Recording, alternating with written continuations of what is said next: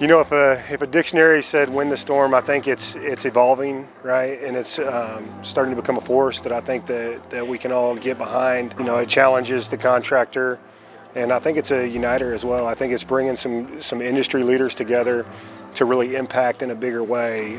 You know, as a businessman, I feel like, you know, I want to stretch myself. I don't feel like I've ever learned enough. So as we're with more people, I think, and people who are present in the industry, I think we see a lot of young guys that are coming into the business and hustling at different levels. And I think that for guys who have been in it, it keeps on pushing you, I think, to raise your level.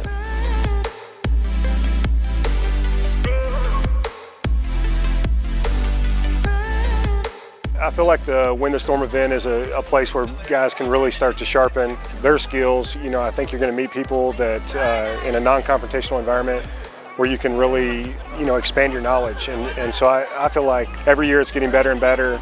Anthony and the team are putting together things that are going to bring us together more, but also help us generate more profits.